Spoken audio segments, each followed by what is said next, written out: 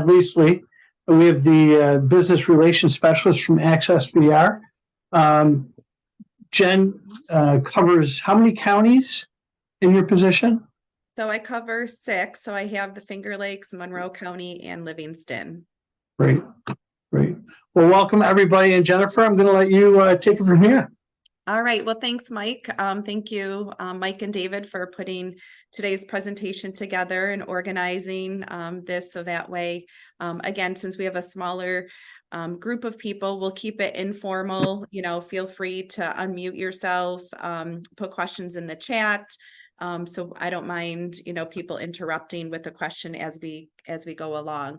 I will screen share my presentation, and then Mike is gonna keep an eye on the chat, so that way if someone did decide to just type in your question instead of unmuting yourself, we'll definitely again have a low-key group of people, so we'll keep it informal. All right, so can everyone see the main screen here?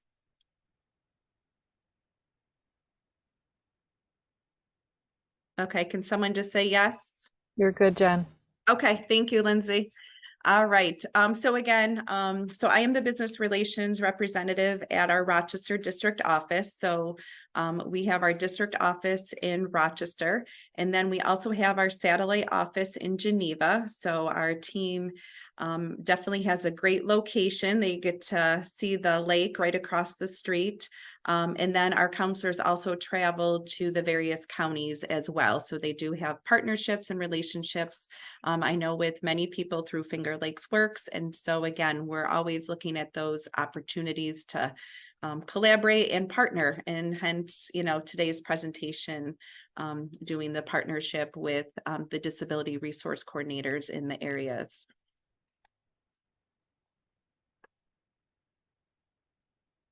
Okay. All right, so just to kind of go over, I know some of you know ACCES-VR, but those of you that might be newer, just to lay the ground, is that ACCES-VR, we provide assistance to individuals that have disabilities. So not only are we helping individuals to obtain employment, but there also is that focal point of helping people with disabilities maintain employment. And just like anyone else, people that don't have disabilities, we are big cheerleaders about providing those opportunities for people with disabilities to advance. So we don't always want someone to be in the same job for 40 years. We want individuals that have disabilities to have those promotional opportunities. Again, if it's their choice, if they want to explore those opportunities, we want to provide those opportunities for people to advance in their jobs or with their careers. So we support people through independent living, training, education, rehabilitation, and career development. So ACCES-VR, we are an entity of the New York State Education Department. So we receive both federal and state dollars to provide vocational rehabilitation services to people with disabilities.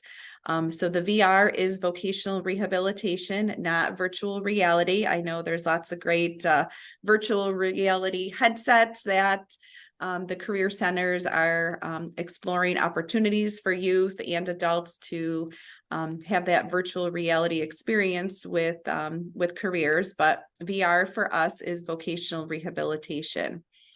So our Rochester district office is one of the district offices, and we do have 15 district offices across the state.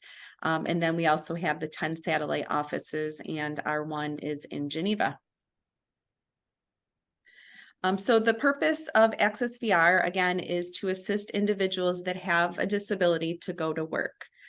So we look at eligibility. So people need to be eligible to receive our services. So just having a disability does not qualify someone to participate in ACCES-VR, but we have to take a look at how does that disability impact their ability to be successful in the world of work. Okay, so how do we take a look? So we have the side of ACCES-VR where we're working with job candidates, individuals, and we are working with individuals 14 and up. And Patrea, I know you have the younger group helping us with the potentially eligible. And again, so not only are we helping our candidates, but we also, the side of the house that I work with is the business side. So how can we be a part of helping businesses meet their needs? So we take a look at, at ACCES-VR to just give you numbers. I know we sort of all operate in data and statistics, but when you look at our candidate pool of talent for our Rochester district office, right now we have about 3,300 people that we're working with. So people do come to ACCES-VR sort of at various stages.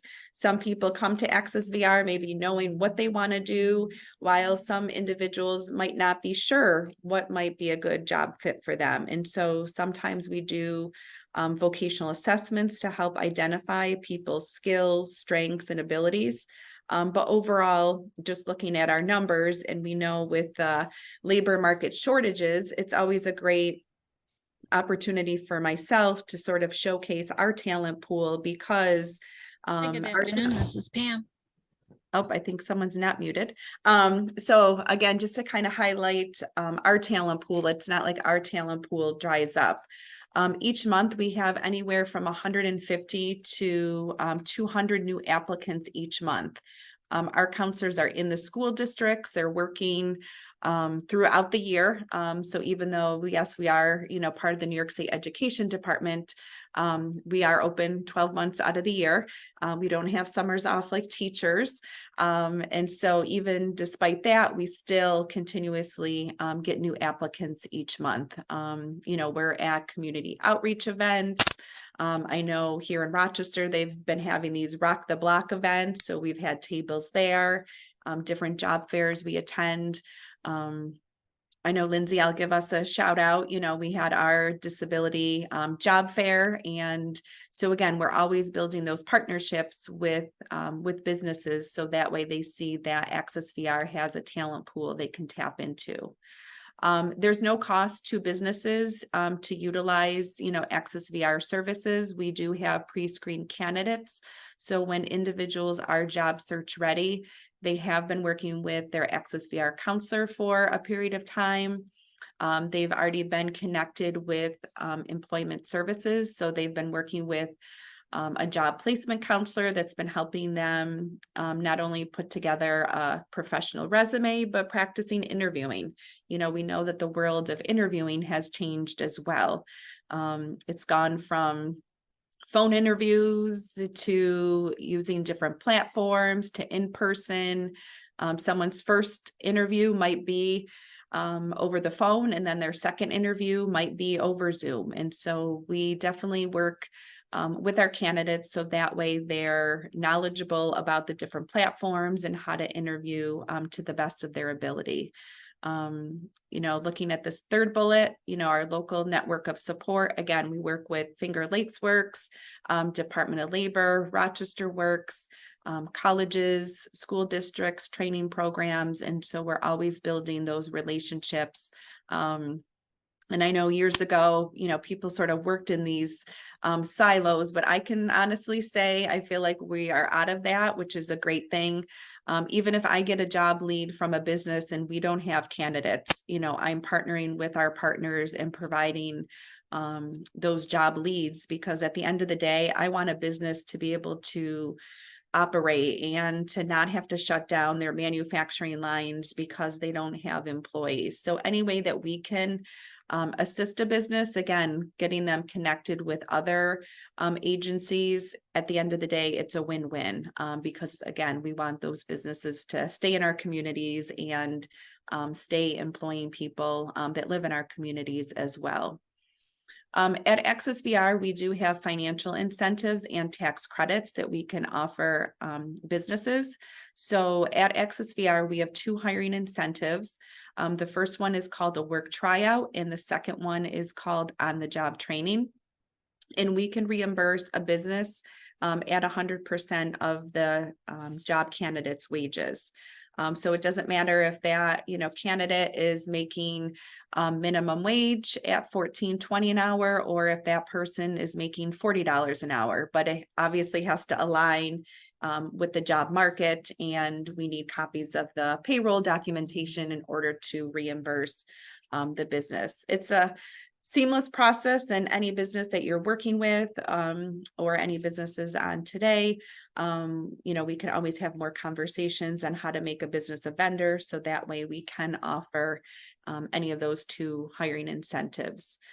Those two services, the work tryout and the on-the-job training, those services are all individually based. So not every, person through ACCES-VR utilizes those hiring incentives. It is a case-by-case situation, and the counselor, myself, we work together to offer any of those incentives to a business that could benefit from them.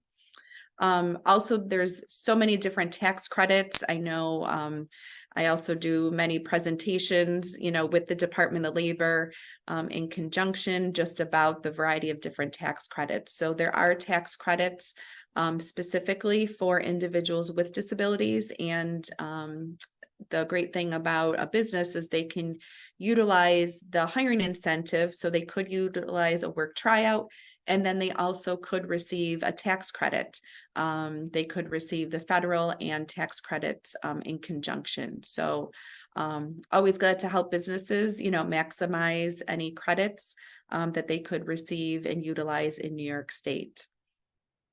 So the next bullet, just looking at the no-cost training on disability topics, right? So today is one of those examples, but also just to kind of share, more recently, Optimax had reached out, and I provided training for their staff on different disability topics, and we were focusing on those invisible disabilities, sometimes that people don't visually, have. And so we did a disability awareness training, which was great for their management staff.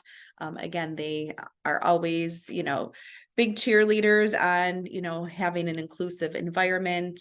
We work well with Optimax, and I know that they have many individuals that have disabilities working there, and we have also utilized their business to have tours as well. So definitely, lots of great businesses that partner with us on a variety of different things. So if you are working with a business and you feel that maybe they could utilize some disability awareness training, I know Lindsay, you and I, we've partnered with some business tours. And so any way that, whether it's myself, David, Lindsay, we are here to help and provide resources and information to businesses, because we want them to have the right education and knowledge. So again, that way they can be more inclusive in their practices. I do provide consultation, make recommendations, work with businesses, and how can we retain their current workforce, especially if someone acquires a disability. How can we have those conversations to help employees maintain their job? So this has been a great sort of reach. I know, Mike, years ago when we had our in-person training, I know following the training, I had an HR representative reach out because someone that was working there had acquired a medical condition. And because of the significance of the medical condition, he was not going to be able to complete his essential job functions anymore. And so I met with the employee, talked about ACCES-VR services. We got him connected. He was open to exploring other jobs that he could do. And ultimately, we were able to help him with successful employment with a different business and different industry. So it was great that, again, shout out to our partnerships with Rochester Works. And by that, HR rep coming to one of those trainings, sort of had my card, and on that rainy day was able to reach out and provide assistance to that employee that was working at their place of business. So lots of great success stories over the years. Again, always, want to be that resource for businesses and also, career staff. Mike, I know, I'm a part of your business services, meetings. And again, I know that staff reach out with questions, and ACCES-VR always wants to be that partner. So we definitely target, we do lots of business engagement, targeting adults and youth. We're right now planning a large mentoring day with Monroe County. And so maybe that's something we can partner with one of the counties, in the Finger Lakes region and offer a mentoring day. I know right now it's August and we don't want to be thinking fall, because I definitely love my summer and sunshine and flip-flops. But October is National Disability Employment Awareness Month. And in Rochester, we do recognize businesses that hire individuals with disabilities.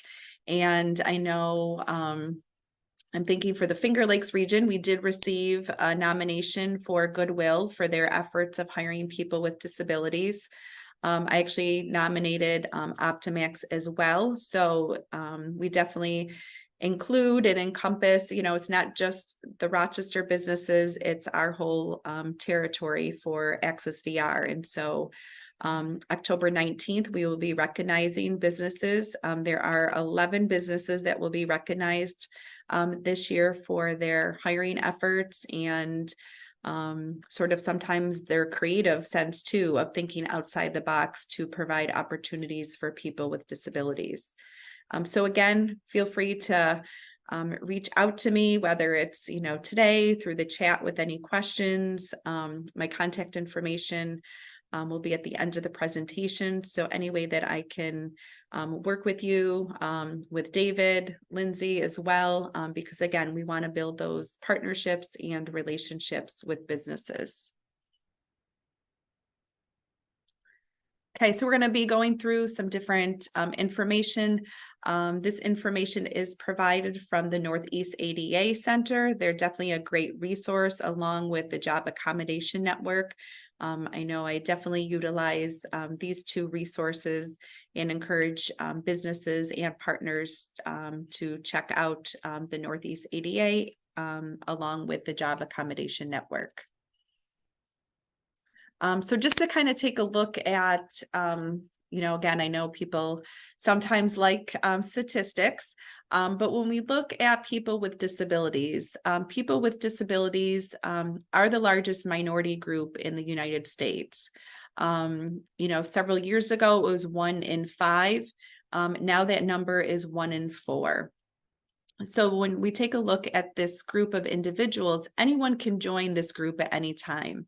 When you think of people with all ages, genders, religion, ethnicities, sexual orientation, and different socioeconomic levels, people with disabilities reach all of those groups. So yes, someone might be born with a disability, someone might acquire a disability. So at ACCES-VR, we work with all disabilities, except if someone is legally blind, they work with our sister agency, the Commission for the Blind. And we always work, hand in hand. ACCES-VR, we do work with individuals that have visual impairment. So if someone did not meet the criteria for the commission, again, we work, in conjunction and always want to make sure that people are connected with the right agency. So just like to highlight, some of the numbers in the sense that even when we think of, the pandemic, some people had COVID and some people, they may have had minor symptoms and then other people had significant health conditions. So someone may have had COVID and then they were working on the job, whether they got COVID from a coworker or out and about, and maybe someone had some significant health conditions. Maybe someone acquired asthma. Maybe someone developed some other respiratory conditions, and depending on where they were working and employed, maybe some of those environments were no longer conducive to that person's acquired disability. So just, want people to think, again, of how people can be in this group at any point in their life. Someone might have, it could be your coworker, and, people don't wear a name tag that, says, I have a disability or I have a learning disability. So it's always trying to be mindful and aware of our coworkers, people out in the community. Because again, people with disabilities are the largest minority.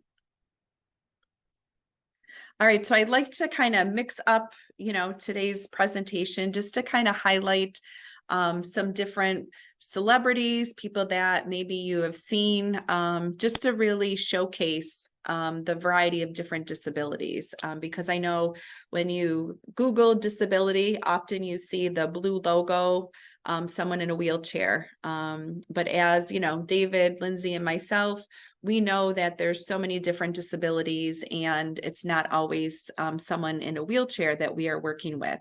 So I'm just going to give you some information. If anyone wants to unmute for a second, has anyone heard of Amanda Gorman or seen her in the media? Yes. Okay. So I'm just going to give some information about Amanda, because, I'm always feel like we learn something new every day, right? So Amanda, she actually graduated from Harvard in 2020. So I'm thinking, all right, Amanda, she is definitely a smart one, right? So she became the youngest person to deliver a poem at a U.S. presidential inauguration. At the time, she was 22 years old. She recited her poem, The Hill We Climb. So if people haven't heard it, read it, I would definitely encourage people, you can go on YouTube, check it out. And she was diagnosed with an auditory processing disorder, and also a speech disability. And as a child, she has explained how it had shaped her life. So I'll quote her. I was born early, along with my twin, and a lot of times for infants that can lead to learning delays. One of my delays was in speech and speech pronunciation. And also the auditory processing issues just means I really struggle as an auditory learner. She reports she doesn't view them as a weakness or disability, but rather one of her greatest strengths.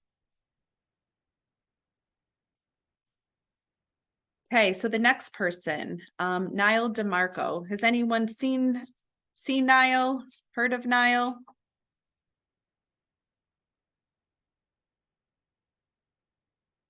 Okay, so we'll give some information about Niall. So Niall actually was doing some freelance modeling for the show America's Next Top Model. And he is an individual who is deaf. So back in 2015, he was scouted out through social media, and individuals did not realize that he was deaf. He was actually one of the deaf contestants in the show's history. And he's also a model. He's been in videos. I know Dan and Shay, they were just at CMAC. Was it this past weekend? I saw people posting on social media. And he was one of the lead roles in their music video, Tequila. So here's, someone who's also in the limelight of being a celebrity. And he also won, I forgot to mention, season 22, Dancing with the Stars. So his disability, again, is someone who is deaf. All right, so we have Tommy Hilfiger. So I like his story as well. So Tommy Hilfiger was diagnosed with dyslexia. This designer became behind one of the world's most successful clothing brands, and struggled with reading and writing most of his life. A lack of understanding from his teachers and peers convinced Hilfiger that school wasn't the place for him, and he decided to skip attending a university. And still, he credits his unorthodox path to the workforce as part of the reason for his success. He even attributed his dyslexia to allowing him to see designs and the clothing marketplace in a way other designers were not able to.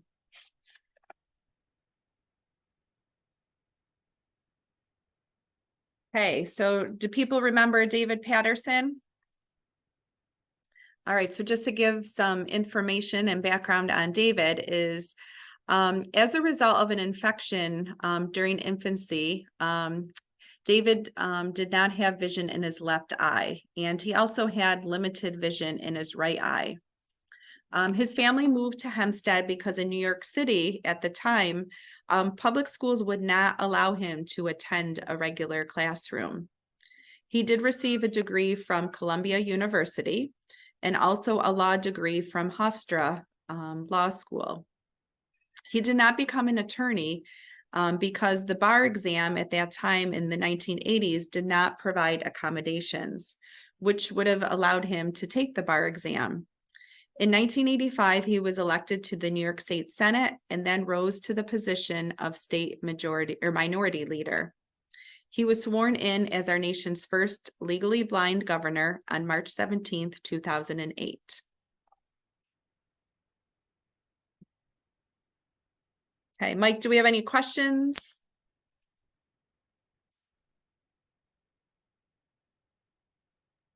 None that I see, Jim.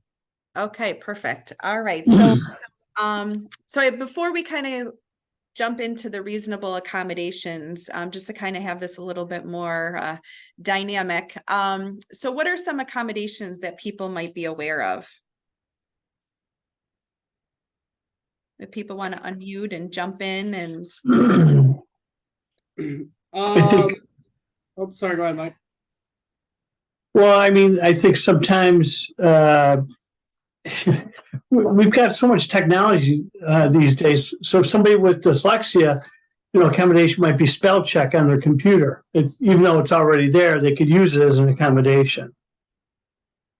right, and that's a great example because there's so many different tools that that people use that is it for a disability? Is it sort of that universal design that we're all utilizing spell check? Hopefully everyone is using spell check before they submit reports to their supervisors.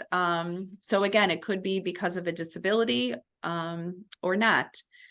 David, I know you were gonna sound like you were gonna speak to an accommodation. I was going to go with the text-to-speech software. That's getting better and better as we progress. Yes. Yep. Anyone that has an iPhone, right? So David, that's a great example using text to speech. For some people that maybe have difficulty typing, so whether it's a injury to their wrist or hand, but you think of just how people use it for convenience. So a lot of different accommodations have multiple purposes. Anything else that people can think of that might be a reasonable accommodation for someone? Stand-up desk. Yep, a stand-up desk. So there's Beat you, David. What was that, Mike? I said I beat you, David. Additional rest time or additional break time. Mm-hmm. Yep. So depending on the medical condition or disability, someone may request to have a accommodation for a break.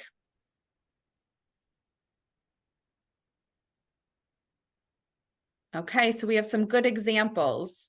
All right, so when we think about, some employers are already offering an accommodation and they might not know that they're doing an accommodation, right? It could just be for everybody.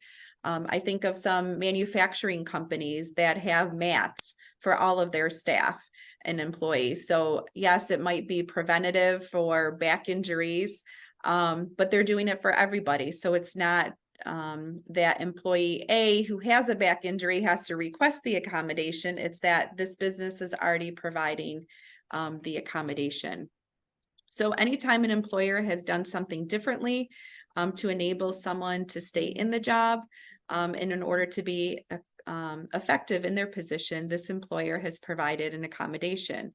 You think of even just with time, right? Like if someone needs to leave work early, does a business provide that accommodation? So someone could leave early to take their son or daughter to the dentist, or to leave early to go to a soccer game. So businesses are doing accommodations. Again, a lot of times they're doing it and not knowing they are. Sorry, 1 second.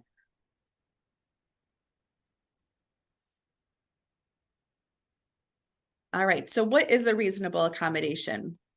So anytime there's a change in the work environment or in the way that something is being done customarily, and enabling someone with a disability to enjoy those opportunities equally, that is a reasonable accommodation. Reasonable accommodations can be requested during the application process, so it's not just if someone is hired. So someone could ask for the application in a larger print. They could ask for it in a hard copy as opposed to it just being sent electronically, or maybe they ask for an electronic version instead of just the paper version. So the work environment, facilities, the process, practices all need to be able to provide reasonable accommodations for people. And then for individuals to, for any other employment benefits as well. So I know earlier we talked about some different examples. And when we were talking about even some assistive technology, David, you brought up, text to speech, different screen readers. In Microsoft, there are a lot of different assistive technology already built in.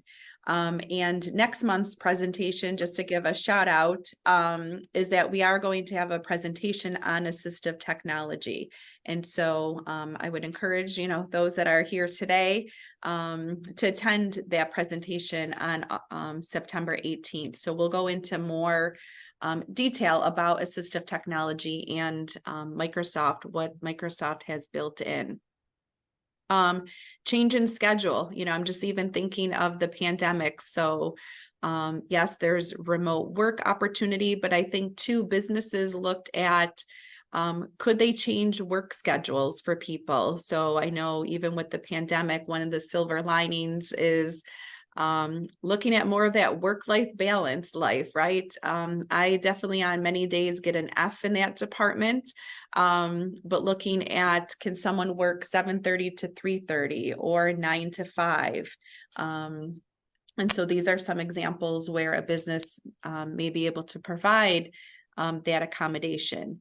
Now, if someone is asking, to work an overnight shift and that business is closed, obviously that business cannot provide that accommodation. But if a business is open 24 hours and someone is asking for a change in their schedule, that could be something that the individual and the business have some conversation about to look at the schedule and the business needs. David, I know you brought up, changes in break. So whether that's an additional break or a change in the break time. Depending on someone's disability, and maybe someone needs to take medication and they need to have specific break times. And so again, having conversation with the business on that. Work from home. How many people are working remotely right now? Is anyone here working remote? I am. Sorry, Okay. I don't know if you can see me or not. Okay. Well, I can only see my presentation right now because I don't have the luxury of having 5 screens. So, that might be the accommodation I need to ask for, having 5 screens, but that I feel like that makes more work, right? Because now you got too many things open. But Patria, so thanks for sharing. You're working from home. And so, many people, different industries really provided this opportunity for staff. I know some people might be working for a company that's in Florida, but they're living in, Rochester, New York, or vice versa, right? I guess I would probably want to be living in Florida in the nice weather and maybe working for a company in Rochester. So I could have sunshine more, but again, allowing more opportunities for people and for people with disabilities. I like to bring this up. is that before the pandemic, and again, we're not saying, you know, certain businesses, but just speaking broadly, is that before the pandemic, lots of times people with disabilities would ask for an accommodation to be able to work from home. And a business would say, no, we can't do that. We can't provide that accommodation. And then all of a sudden, March of 2020 happened, right? And just think of all of those industries and jobs and companies that had said no. Now, all of a sudden, the job could be done from home remotely. So again, just trying to think of how now this has opened up even more opportunities for people with disabilities to be in the workplace and in the workforce, because now more industries and companies are allowing their employees to work from home. And also I'm thinking of the other side too, is that businesses, it's sort of an unfortunate, but we see it, is that they're not renewing leases and they're allowing their employees to work from home. And so some companies no longer have a brick and mortar location. Everything is done remote. So some other examples, you know, too, is the change in work location, change in work environment, equipment. You know, Mike, you shared, you know, sit stand, desk options. Some people might use an ergonomic chair, pens. You know, there's lots of different work equipment that, you know, I even look at the services that ACCES-VR provides. You know, we do assistive technology evaluations to figure out, is there other equipment that could help someone in the workplace because of their disability? You know, I brought up like pens, and there's so many different pens that people can use depending on their disability. Some pens, the scribe pens, now you can record, you can take notes. There's lots of different technology, even in the world of apps. Not only to help people to get organized, have alarm clocks, reminders. And Lindsay, I know you and I were always using the Job Accommodation Network, and this will kind of be a helpful plug for anyone who has not checked out the Job Accommodation Network, JAN. If you go right to their website, they list sort of the A through Z of different disabilities.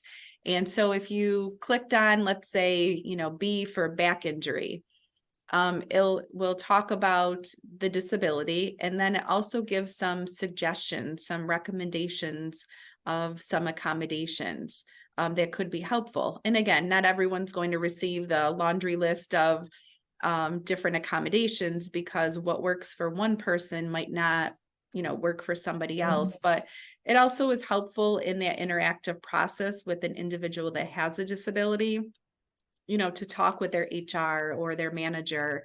And again, sometimes it's, you gotta try A, and you might have to try B too, to figure out what might work in that work environment and also for that person. So definitely a great resource if you have not checked it out, and definitely, you know, share it as well, because it is a helpful resource. You know, sometimes people need to take a look at the job tasks. You know, is there a job task that's not essential that someone else could do? And so sometimes it's taking a look at operational needs of a company, again, to see who could help with certain tasks if something needed to be reassigned. Reassignment, you know, to sort of that entire different position.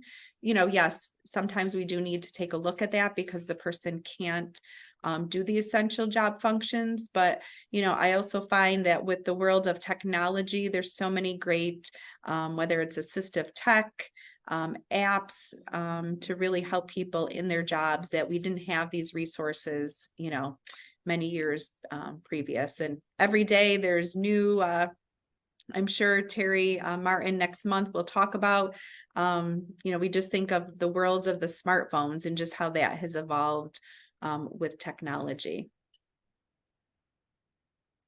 So one accommodation is job coaching. And Lindsay, I know, you know, we talked about this in our business series is that job coaching can be an accommodation. So we can, through ACCES-VR, we can provide job coaching, and there's no cost for a business to utilize that service. So not only do we help with job coaching to help people to get acclimated on the job, but also job coaching can be utilized as a worker retention service. I know sometimes someone might have a new manager, and so they may have been on the job for 10 years, but now they have a new manager who likes to have things done differently. And so we could always bring a job coach on site to really provide that assistance and to support that individual to maintain their employment. So any way that, ACCES-VR can provide that level of support for someone and the business. Job coaching through ACCES-VR, is not a forever long service because again, all of our services are individual, and not everyone that has a disability needs a job coach. I know that's one of those myths. People sometimes think, oh, someone has a disability, they need a job coach. And again, someone who has diabetes, they might be able to do their job tasks with no difficulty. They don't need a job coach. Their accommodation may be that they need to monitor their, blood sugar, and they need to have set lunch breaks and like a morning and afternoon break to monitor that. But so again, I just like to provide that information that not everybody that has a disability needs a job coach. And so again, we're looking at what service and supports does someone need individually. So who can get an accommodation? So anyone who is applying for a job, so whether that's a full-time, part-time job, believe it or not, soon I know businesses will be ramping up for seasonal work. And so even seasonal holiday work, workers can request an accommodation, and temporary workers. I know we work with many staffing companies, and those staffing companies also have to provide accommodations for someone with a disability. So anyone that has a disability is covered under the Americans with Disabilities Act, the ADA. And again, people do need to perform the essential job functions, whether it's with an accommodation or without. So there is that expectation. Just because someone has a disability doesn't mean that they can sort of waive the essential job functions. So that's always important to know as well. So how the accommodation process is triggered. We really want, individuals with the disability to have that interactive process with HR, with their manager to request that accommodation. There's not always a formal process, but some businesses do have specific paperwork that they want filled out. And so again, that does vary from business to business on their policy and procedure. But I always encourage people, to have that conversation with the HR manager, because if you know what accommodation is helpful for you, you want to share that, what works for you. You may have utilized a specific accommodation or technology when you were in school, and so that this is going to be helpful in your job, and why not share that information. So again, I encourage people, if they want to reach out to me, I will definitely advocate and be at the table with them if they feel that they need that level of support. I am an ADA certified trainer, and so any way that I can work with an individual and the business, really it's to, collaborate and to communicate, so that way that person is successful on the job, and also to help that business to maintain their workforce too. Can an accommodation be denied? So yes, an accommodation could be denied if there is an undue hardship. There's no set dollar amount, but if we have a multi-billion-dollar business and they're indicating that they can't, provide an ergonomic chair, for less than $100, we're obviously gonna, push back on that, because again, we know that that business could cover the cost. So it really varies on the disability, the accommodation, and the business size. You know, we definitely work with the mom and pop smaller companies, and so we know that their dollar amount may be less, you know, that they can provide for an accommodation. And in those situations, we may look, is it something that ACCES-VR could help with? You know, we always look too at safety reasons. You know, just kind of thinking about manufacturing companies, you know, in the Finger Lakes region. I know for some businesses, you know, eyewear is important, right? That a business says that all employees need to wear safety goggles. And let's say because of someone's eye condition, they can't wear safety goggles. Safety always overrides, you know, that accommodation, because again, a business needs to make sure that they're safe and that all of their employees are safe. And that individual would have to either look at other employment or sort of talk with their doctor to see if they could still wear those safety goggles. So an employer does not have to eliminate the job functions or reduce the performance standard. I know sometimes people will reach out to myself and ACCES-VR because maybe they're on a performance plan. And so then we take a look at that performance plan and really have some conversation to see, are there accommodations, are there supports that we can provide to help them in their job. And so, you know, we definitely encourage people to reach out to ACCES-VR, not to wait till they've been terminated, but really to reach out to us once they are having difficulties on the job. Or, you know, for some people, they may not have needed an accommodation at a specific business. Maybe the place that they worked before, they didn't need an accommodation, and now they're working at a new business and might need an accommodation. So things change, disabilities change. And so even if someone did not disclose their disability at the hiring process, they can always request an accommodation. They can be on the job for 5 years and now are requesting an accommodation, and they have the right to do so. So again, it really is that interactive, you know, process. You know, I do try to encourage people to advocate for themselves because again, they are aware of their disability, of things that might be helpful for them. And really it's, you know, working with the business and the individual with the disability to figure out what's going to work. And again, sometimes it's trying and error. But again, the most expensive accommodation is not always the best. So Mike, I know you talked about the sit stand desk option. And so someone may need a sit stand desk option. And the employer does not have to sort of purchase the $10,000 fancy desk. So again, a business can look at what is the accommodation, and maybe there's a desk for $500. And so if the business is providing that accommodation, it does not have to be, you know, the fancy state of the line accommodation for the person. And it always has to be disability related. You know, I can sort of share an example.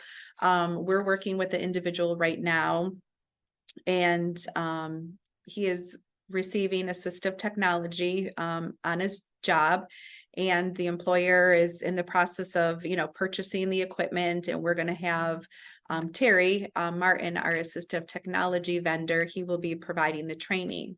And so we had the evaluation, you know, Terry indicated based on the person's job, the tasks, what he's going to need on the job to be successful. And again, the business has purchased that, and Terry will be providing the training.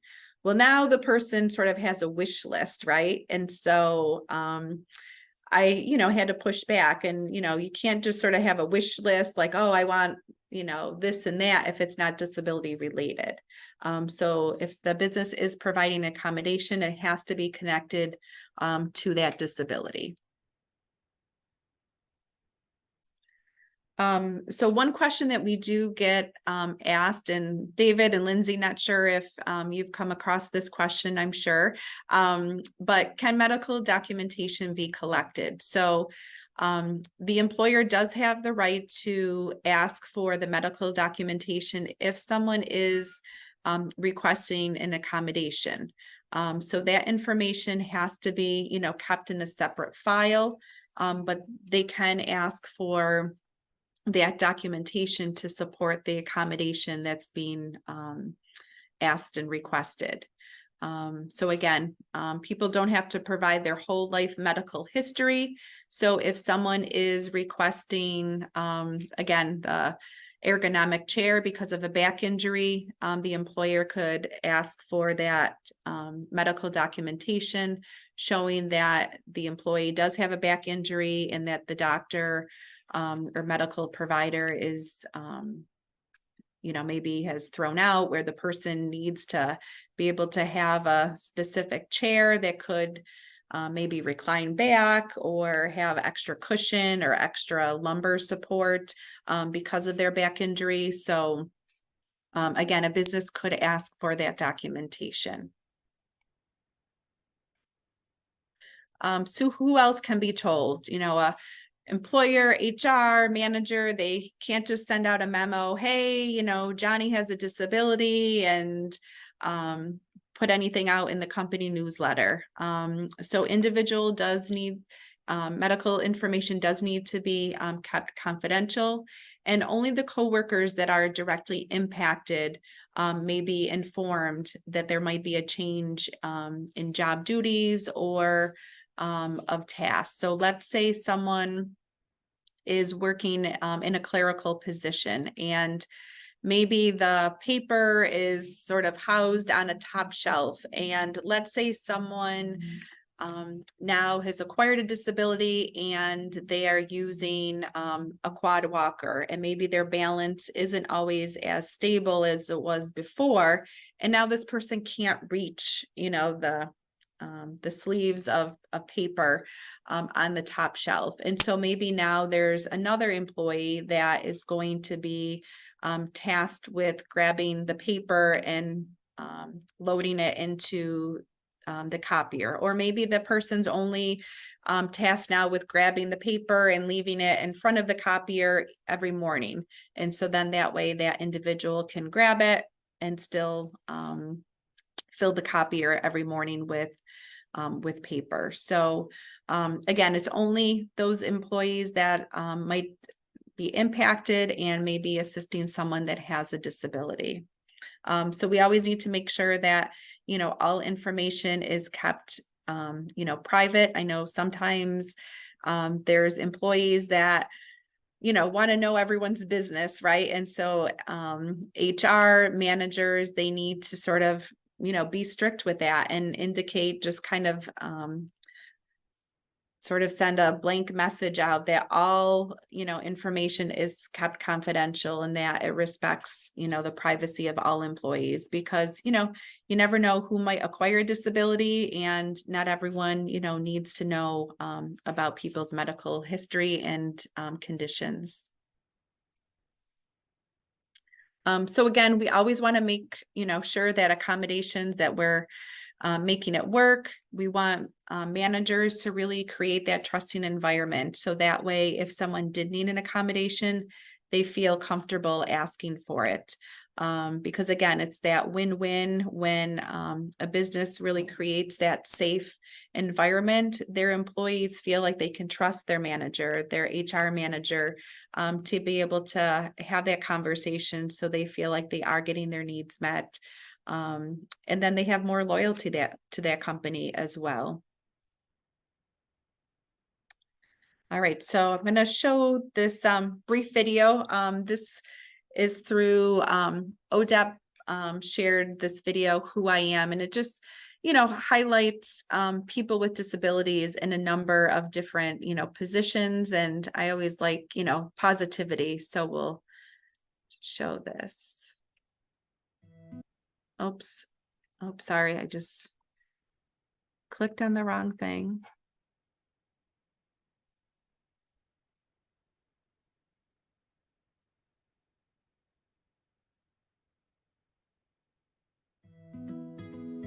Is everyone seeing that? I'm We can see 5'11", it. barely 5'4". I weigh about 170 pounds. Brown eyes. Blue eyes. Brown hair. Gray hair. I'm a baseball fanatic. I'm a wife. A mom. A sister. And a grandfather. I'm a bodybuilder. I'm a research analyst. Small business owner. Teacher. Dance fitness instructor. Film and television actor.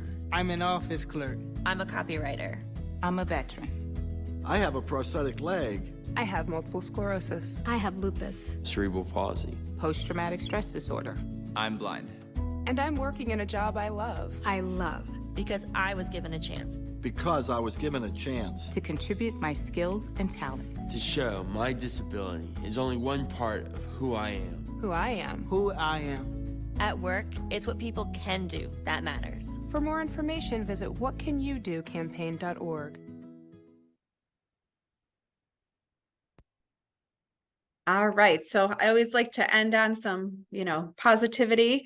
And again, just kind of showcasing people with disabilities in a number of different jobs, skills, talents.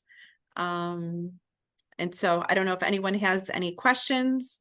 I know it's exactly 1 o'clock. Look at that, right on Nice target. job. But again, if people want to unmute, ask any questions, feel free to, and I will put my information in the chat. We got a question. Can you send us the PowerPoint and I can send it out to the group? Yes, I could definitely do that.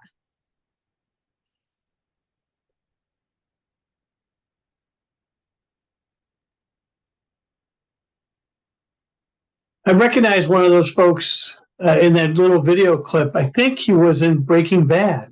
Yes, yep. Cool. I know we'll have to get him to come to our Nadeem event in New York, right? That would be cool. All right. Well, I appreciate everyone, again, any questions that you have. Lydia, I know you're newer to the group, so I look forward to working with you, and any questions that you have, or if you're working with a customer, have any questions. Patria, I'm sure you can attest, I'm always here to, help and be a resource to, whatever agency that people are working in, because again, we want to provide great opportunities for people. And we'll be hosting the workshop on assistive technology on September 18th. So pencil that in, same time. And we'll have, of course, a different URL, and we'll send that out. But big thanks to Jennifer Geiger and David Kelly for putting this all together. And we hope to see you guys in a couple of weeks at the next workshop. Thanks so much for attending. Okay, thank you. Bye-bye.